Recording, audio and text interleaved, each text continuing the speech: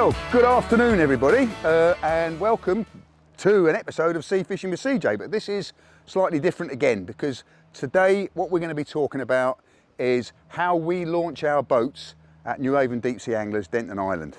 So before we start that, I'd like to just introduce you to the small boat section of Newhaven Deep Sea Anglers committee, because these are the guys who will give you the permission to launch boats from here. So until you've actually been signed off by one of us, you can't launch from here. Okay, and that includes your crewman. So you may have been signed off, but if you want your crewman to actually operate the winch, he or she needs to do the training as well. So first of all, I'd like to introduce you to Tim and Paul and John. Boom! So here we are the Newhaven Deep Sea Anglers Denton Island Committee. So if you've got any issues, anything that you want to know about the club, speak to one of us. We do have the WhatsApp group. If you're not on it, make sure you are on it, because that's how we discuss and disseminate information to you all. But yeah, okay, fantastic. So what we're going to do now is we're going to go through the issues surrounding launching a boat from here. It isn't easy. Let me assure you, it's not an easy launch, okay? But it is convenient. It means that you can have your boat in the dry 24/7, 365 days a year, and generally you can launch at any stage of the tide, apart from the bottom of big tides, because at the bottom of the big tides, the slip comes to an end and the trailer drops off the end and it gets a bit embarrassing. So that's the only time you can't launch from here. Okay, fantastic. Let's have a quick look at the winch house. This is the winch house. You see that we have two trailers, two winches. The one to the left here is a lighter trailer, only very slightly, but it's faster, okay, because it has a cable that comes up and goes back, comes up to an attachment point here and then goes onto the winch from there. So you're winching through a pulley. Whereas the heavier duty trailer, as you can see, is a heavier duty cable, but that is a direct pull. So it's a little bit slower, but it is better for the heavier boats. It means we've got a backup. So if one of them fails, we've always got the other winch, which is always quite good news as well. Looking down the other way, we're looking down the slip, and you can see it's not the bottom of a big tide, but you can see it's quite a long way down. And you may be able to notice that here, there's a slight lip. The slipway here, where your boat is first positioned when you're launching, it actually has to go uphill a little bit before it goes down onto the slipway. Now, that does cause you some problems, I have to say, but it's essential that we have that, because it means that your boat can't suddenly head off down the slip before you're ready for it. It is actually stuck behind that lip, but it does mean there is a bit of grunt involved in getting it up and over that lip. We will talk about that in more details when we put a boat onto the trailer, onto the trolleys, and actually do a launch, okay? And then looking down the slipway, as you can see, it carries on down. It's quite steep, and you'll probably be able to make out that in the lower lengths of it, there is quite a build-up of silt on the slip, so it gets quite slippery, which is probably why it's called a slip. We do jet wash that off as often as we can, but you do need to be aware that that can be quite slippy. Okay, as you can see, the tide isn't all the way out. If the tide was all the way out, you'd actually see the bottom of the slipway. And then you're in the river, and up that way heads towards Lewis, and on its way we'd pass the bigger boats at Piddinghoe, and then down that way under the bridge, and we're out on the ocean. Okay, so the first thing we're going to talk about is actually operating the winch, and fortunately today we have got a new member. Roussos has turned up, and he's going to be taught how to use the winch. So I'm just going to video that, and we can talk about things as they come along. Paul's going to be doing the introduction and the teach on that, so it will be in the video. So Paul, if you want to come in here, I'll jump out the way. Right. And what about the boat? Just wave to the camera. And Roussos, right, if you want to turn around, as you go into him, and just say hi. Oh, hello Roussos. Basically, you need to have your power on first of all. It's sort of first switch there and then on, and you'll hear a click, so you know it's ready to operate. Just behind you there is a controller. You can see up there. It's got up and down, which is pretty straightforward. Up here as well, also we've got a set of signs which relate to your hand signals. So when they're down, when somebody's down there, they want you to say operate the winch or send the boat down, they'll give you a signal that's downriver. Straight up, or both one hands or two hands straight up is stop. Quite often combined with stop! Exactly, yeah. And then if you want to, if we go, bring the trolley back up, point upriver, so it means up. So you always want to have your window open so you can hear. But the main thing you look at when you let the winch out, I'll let you show it. Let you hold it. Obviously, you've got the down position. Don't worry about it. This occasion, once you operate, you press the button. You've got to keep your finger on it. You don't have to use a level one for it to go out. It will just ready itself out without any problems. When you come back up, though, you need to bring it back cotton reel fashion. So it lays as it's turning. You lay it sort of just guide it so each wind or each rotation lays against the last. So can I just make one comment there? Yeah. That will flail about on the way down. So although you don't have to steer it, you do have to control it to stop it from crashing about. Just sort of like that. Yeah. Basically. Yeah. So if not, it just starts running about and you could damage something on that side. The other winch we've got here, let me just switch this off. Just to give you an idea. This one here, you have to turn on that main switch. This is the main switch here. If you turn that upright, this one here. Yep. That's it. And then this is quite straightforward up and down.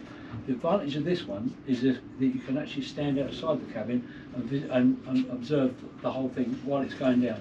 You need to be inside though when you're retrieving. But, the other thing I meant to say is once you take your finger off the button, the brakes operate on the motor and that will hold the trailer. So hold it dead until you start again. Okay, cool. Right, well, we'll actually see that operating in a minute because we're going to put a boat onto one of the trailers and we'll let it down and then we'll bring it back up again. And then Russos can do that under your supervision. I meant to ask him, is that all clear? Okay, cool. So we're gonna move Tim's boat onto the trolley here. Just talk through a couple of things that he's doing. Okay, guys, if you just. Sorry. Thanks very much. So you see that Tim is going to raise the engine up. It's important that you do that because obviously you don't want that scraping on the ground when you're moving your boat.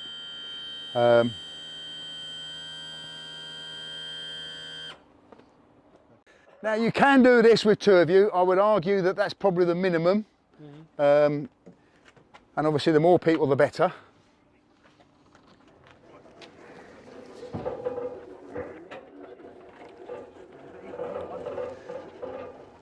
With regard to trailers, it's a good idea that you remove the brakes from your trailers while they're here, while you've got them on the island here, because you don't want them seizing up on you. And obviously you've got to service your bearings, etc. But I mean, that goes on quite easily. Now you'll see that the boat isn't hurtling down the ramp because it's behind that lip. So it does stop that happening, which is, as we've said, is very important.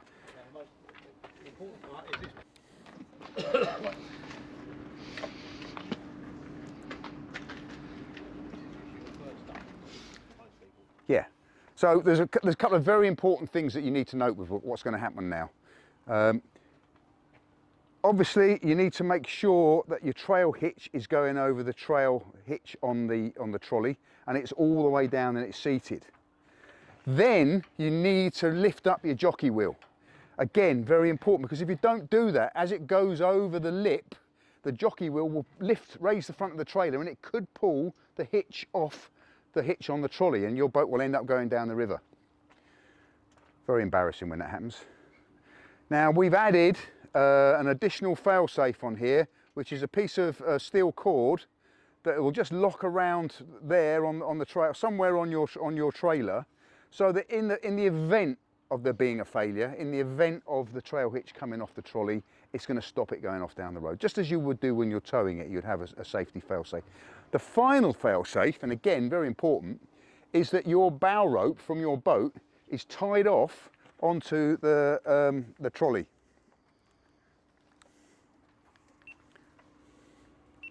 Now, as you see, Tim is tying it off either side. It's not just tied off to one end, because again, if the hitch were to fail and the trolley started to, the trailer started going down the river, what you don't want is it going yanking on one side of this and then pulling it off. So it would fail. Personally, what I do is I've got a loop tied in my bow warp, and that clip goes over one end, and then I tie off the other end on the other side, so that it's being pulled from the centre of this. But that's everyone's preference. Okay, so a couple of things that we're just talking about here is that we've got this fail-safe cable, which we've added to this system because of an incident that happened not so long ago, and it really is there for when you're bringing up an empty trailer. When you're lowering your boat down, your bow warp is the actual fail-safe, and so that is what's going to stop it going off down the river, going off down the ramp. This is just when you're bringing the trailer, an empty trailer up, which obviously you will have done after you've launched your boat. If that were to come off, that would stop it disappearing down the slip. But there's no reason why you can't use it as a double fail-safe whilst you're launching. But essentially that's what that's there for towing up an empty trailer. So a question's just been raised. Who should be operating the winch and who should be actually managing the boat? And it is club rule, club policy, that the person who has been taught how to operate the winch is the person who operates the winch. Mm-hmm. So the more experienced person generally, probably the boat owner even, will be the person who operates the winch. Now, for selfish reasons for the club, if you mess up and it's the boat gets damaged, it's only the one boat that gets damaged. If you mess up on the winch, you completely ruin it for everybody in the club. So that's why it's essential the person operating the winch is the person that's trained. If you've got a regular crew member, get them trained. Get them to signed off as a winch operator. Which reminds me, I've got a club member who I've trained to operate the winch, and I'm sure he's not on our list, so we need to get him signed off. Okay, but yes, the experienced person operating the winch, because that is where the most things that could go wrong. Yeah.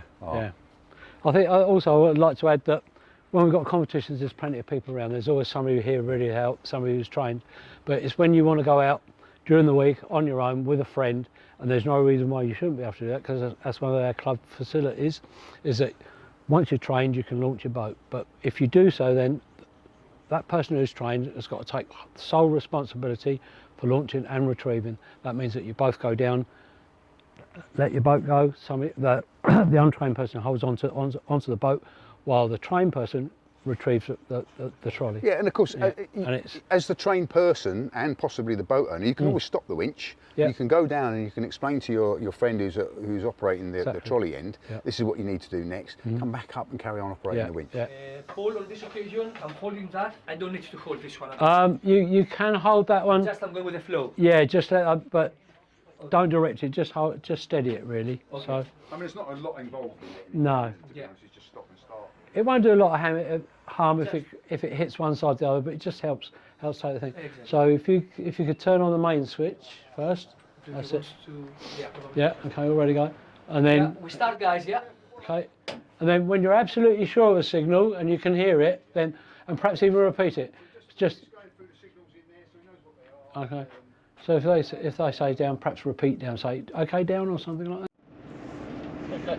As you can see, the boat is about a metre back from that edge.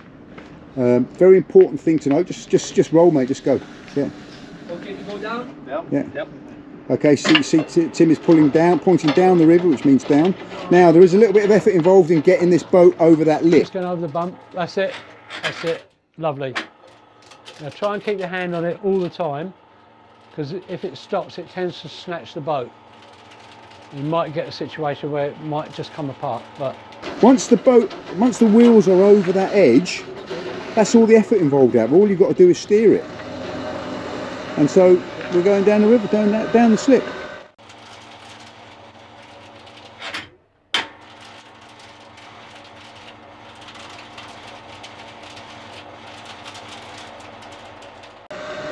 Obviously, we didn't show Tim doing it, but you need to make sure your bung's in. The engine is up, as we saw, and it's a case of keeping it central on the slip. So it's nicely in the centre of the slip.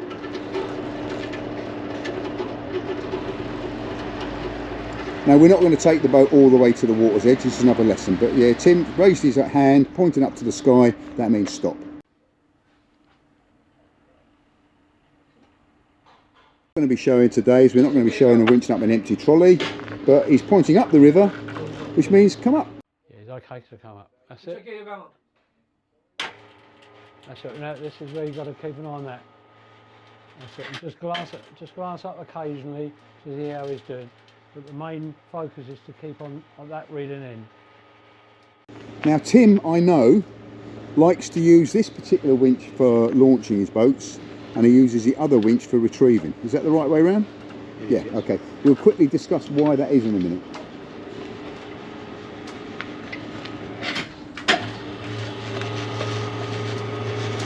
And as you can see there, Paul, you're still in front of the camera so you can't see it. Okay, so Russos is making sure that the cable is going on cotton reel style onto the spool there.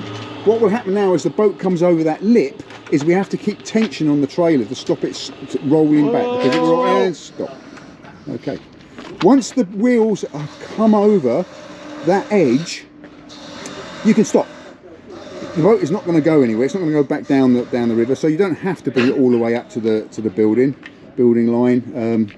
Although it's probably best to get ready so it's in the position for the next person to launch. Right, Tim, you like to use this to launch and the other trailer for retrieve. Yeah. This launch trolley is much more manoeuvrable, Yeah, so right. you can keep the boat much more central as you're going down the ramp. Right. On retrieve, you just need a straight pull, and that trolley is a lot quicker and it pulls straight up the ramp. Okay, well it's interesting because I always use that one and I do struggle keeping it straight. So you know something, I think I'm going to start doing that. Yeah, yeah. You know, so every day's a school day, isn't it? Something that Russos just came up with is that as a beginner, he feels that he'd be a lot happier using that one. You feel more in control And because it's going a bit slower. He's more You feel a bit confident. more. Then go over to the faster one. Okay, well have you tried the faster one yet? Yeah, I did try. Yeah. Yeah, okay. It can tend to run away with you. If you Yeah, it is a bit far, and sometimes it's a bit hard. It'll suddenly start going the other way on the spool, Yeah, you know, and you have to yeah. kind of live with that. Yeah, all right, okay. So, there you go, guys. That is how we launch and retrieve. What? Name up on the board. Oh yeah. Right. So there we go, guys. That is how. Take me out because I thought you were saying I've got something on me out. Okay, so that is how we launch and retrieve at Newhaven Deep Sea Anglers. A couple of other things that we need to talk about. First thing is we have a board here. Now you need to put the details of your boat, and quite often it pays to put the date next to it because it's not, you know, it depends. If it's a competition day, it's not such a thing. But on a day, if you're going out in the week, you need to put the date next to it so we know what day it is. The area that you're going to, okay, how many crew and what time you are estimating coming back. So we need to do that, and of course when you get back in, you need to wipe that off, because it just means make sure we know where you are and what time you're coming back. If you're going to take the boat out of the yard for a couple of days, it needs to go on here, because otherwise one of us will come in the yard and go, oh, there's a boat missing. When did he go out? We don't know. All right. So if you're taking the boat and you say you're putting it in the marina for a month, you need to put that on here. I would suggest put it down the bottom somewhere, the name of your boat in the marina until such and such a date, and then we know that we're not expecting you back. So that shows you how to launch and retrieve, but I would urge, and that means Russos is signed off, he can actually operate the winch now. I still would urge that you have someone around for the first few times you launch and retrieve, because every day is different.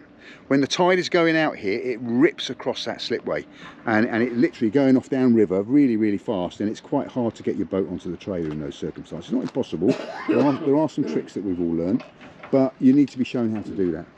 But sorry, Chris. The other thing is, we also get a fact sheet, you know, a check sheet, which suggests that you have a stern rope. Yeah. And that's really important. I might not use it every occasion, but it does come in very handy. Okay. And see you, John. And see you, Paul. Wait. And Tim, cheerio. And that just leaves me here.